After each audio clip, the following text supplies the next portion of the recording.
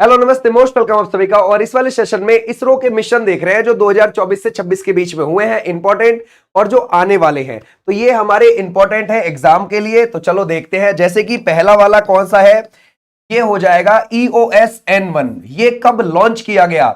ये 12 जनवरी 2026 को लॉन्च किया गया है।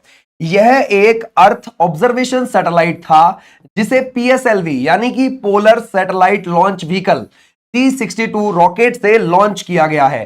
तो ये ध्यान रखना है। तो ये इंपॉर्टेंट है कि किसके द्वारा इसको लॉन्च किया गया है। ओके, मिशन तकनीकी कारणों से असफल रहा है ये, और इसका उद्देश्य पृथ्वी की सतह, पर्यावरण और आपदा प्रबंधन से जुड़ा डेटा देना था। अच्छा, लेकिन फेल हो गया ये।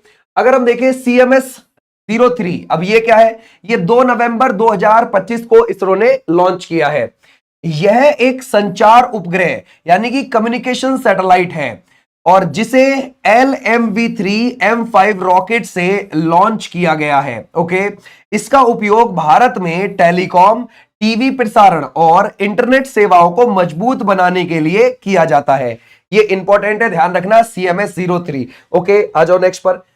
अगला है निसार, बहुत ज्यादा चर्चाओं में रहा भाई। ये आपको देखोगे तो भाई, एक तो इसरो जो हमारी स्पेस एजेंसी है, और एक नासा जो अमेरिका की स्पेस एजेंसी है। नासा जो बनी है वो 1958 में बनी है, और हमारी जो इसरो है वो 15 अगस्त 1969 को बनी है। इन दोनों का ये संयुक्त मिशन है। अब ये 30 जुलाई 2025 को लॉन्च किया गया था। कहां से किया गया था? हमारे यहां से श्रीहरिकोटा द्वीप के ऊपर जो सतीश धवन अंतरिक्ष केंद्र है, वहीं से इसको लॉन्च किया गया था। यह रडार तकनीकी से भूकंप, हिमनद यानी कि ग्लेशियर, जंगलों और पृथ्वी की सतह में होने वाले बदलावों का अध्ययन करेगा।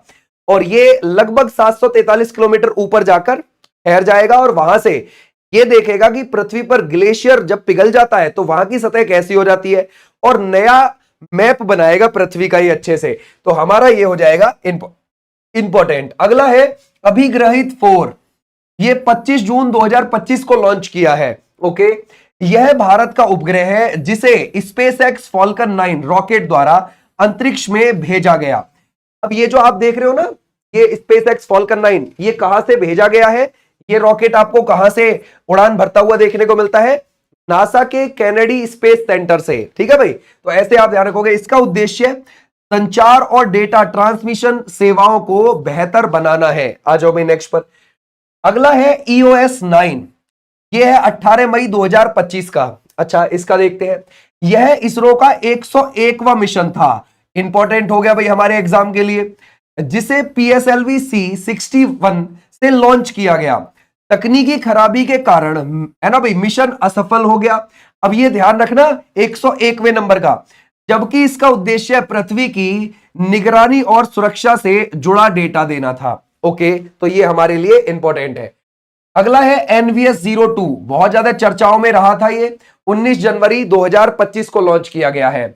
ओके, ध्यान रखोगे, यह ध्यान रखोगे, नेविक यानी कि नेविगेशन विद इंडियन कॉन्स्टलेशन प्रणाली का एक उपग्रह है जिसे GSLV F-15 से लॉन्च किया गया। ओके, इसका उद्देश्य भारत और आसपास के क्षेत्रों में सटीक नेविगेशन और लोकेशन सेवाएं प्रदान करना है। ओके भाई, आ जाओ नेक्स्ट पर। अगला, ये ध्यान रखना, ये बहुत इंपॉर्टेंट था क्योंकि ये 2025 का क्या था? पहला 2025 का, याद रखना, इसरो का। ठीक है भाई, आ जाओ भाई नेक्स्ट पर। अगर हम देखें इसमें से, ये है स्पाडेक्स मिशन। ये 30 दिसंबर 2024 का है। स्पाडेक्स का अर्थ है स्पेस डॉकिंग एक्सपेरिमेंट, जिसे PSLV C60 से लॉन्च किया गया था। अच्छा, इस मिशन का उद्देश्य अंतरिक्ष में 2 उपग्रहों को जोड़ना, यानी कि डॉकिंग टेक्नोलॉजी की तकनीकी का परीक्षण करना है ना भाई, जो भविष्य के मानव मिशनों के लिए महत्वपूर्ण है। ओके भाई, आ जाओ अब अगला है इसमें से प्रोबा 3 मिशन। ये 5 दिसंबर 2024 का हो जाएगा। यह यूरोपीय अंतरिक्ष एजेंसी ESA का मिशन है, जिसे इसरो के PSLV C59 रॉकेट से लॉन्च किया है हमने। ओके, इसका उद्देश्य सूर्य के बाहरी वातावरण यानी कि कोरोना, जो उसकी बिल्कुल बाहर की लेयर होती है, उसका अध्ययन करना है। ध्यान रखोगे, कौन सा है? प्रोबा 3 मिशन का। एक बार देख भी लोगे ना तो अंदाजा आराम से लगा पाओगे पेपर में। ठीक है भाई, जब देखोगे ही नहीं तो पता भी नहीं लग पाएगा कि क्या है। GSAT 20 19 नवंबर 2024 यह एक हाई थ्रो, ध्यान रखोगे कौन सा है, थ्रोपुट कम्युनिकेशन सैटेलाइट है जिसे स्पेस एक्स फॉल्कन 9 से लॉन्च किया गया है।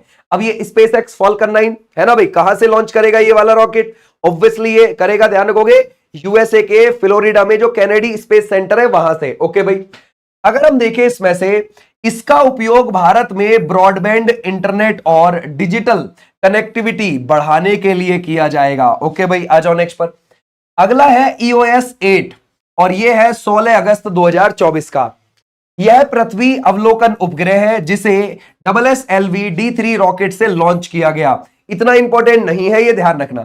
इसका उद्देश्य आपात प्रबंधन, कृषि और पर्यावरण की निगरानी करना है। ओके भाई, अगला है इनसेट, बहुत इंपॉर्टेंट, इनसेट 3DS 17 फरवरी 2024।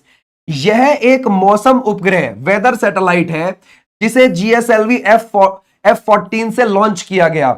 इसका काम मौसम पूर्वानुमान, चक्रवात चेतावनी और जलवायु अध्ययन करना है। ओके भाई, अगला, अब इसरो के जो आगामी मिशन है उनको देखते हैं।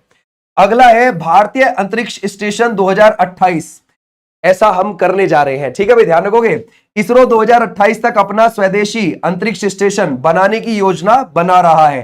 देखो पूरा तो 2035 तक जाके होगा, लेकिन शुरू कर देंगे हम काम। इसमें अंतरिक्ष यात्री 15 से 20 दिन तक रहकर अंतरिक्ष में, है ना भाई, ध्यान रखोगे वैज्ञानिक प्रयोग और अनुसंधान कर सकेंगे। तो ये कौन सा है, ध्यान रखोगे 2028 से हम काम शुरू कर देंगे, 2035 तक हो जाएगा हमारे पास अपना स्पेस सेंटर। ठीक है भाई, स्टेशन अभी जो है ऊपर जो इंपॉर्टेंट है वो अभी ISS आप देख पा रहे हो। ठीक है भाई, ISS है और एक चाइना का है। जो ISS है वो इंटरनेशनल स्पेस स्टेशन है, वो ज्यादा इंपॉर्टेंट है। ऊपर अभी 2 है एक्टिव। अच्छा, यह है चंद्रयान 4 2028 तक। यह मिशन चंद्रमा की मिट्टी सैंपल को पृथ्वी पर लाने के उद्देश्य से बनाया जा रहा है। इससे चंद्रमा की संरचना और संसाधनों का विस्तृत अध्ययन किया जाएगा। ओके, अगला है ल्यूपेक्स मिशन 2028। यह इसरो और जाक्सा जापान की संयुक्त परियोजना है। ये जाक्सा जो है जापान की अंतरिक्ष एजेंसी है।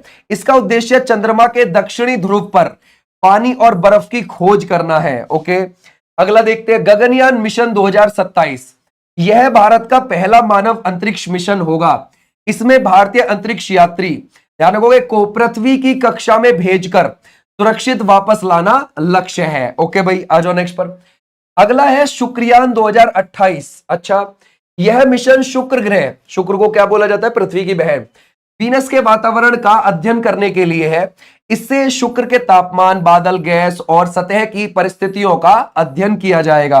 ओके, अगला देखते हैं मंगलयान 2, है ना भाई। मंगलयान फर्स्ट हमारा कब गया था, वो मंगल पर नहीं गया था, पहले जो गया था 5 नवंबर 2013 को, वो जो गया था वो सिर्फ किसकी कक्षा में, मंगल की कक्षा में प्रवेश करने के लिए गया था। तो मंगल की कक्षा में पहुंच गया था 2024 सितंबर में जाकर। ओके, अब मंगलयान 2 2030 का है। यह भारत का दूसरा मंगल मिशन होगा। इसका उद्देश्य मंगल ग्रह की सतह, वातावरण और संभावित जल स्रोतों का अध्ययन करना है। ओके, और इसकी जो आपको PDF मिल जाएगी, वो PDF आपको देखने को मिल जाएगी ऐप पर। ऐप आप डाउनलोड कर लेना, आपको विनेश चौधरी के नाम से ऐप मिल जाएगा, वहां से इसकी PDF आप डाउनलोड कर सकते हो। ठीक है भाई, आपकी थ्योरेटिकल क्लासेस भी चल रही है GS की, उनसे भी जुड़ सकते हो। Thank you, tata, bye bye, नमस्ते।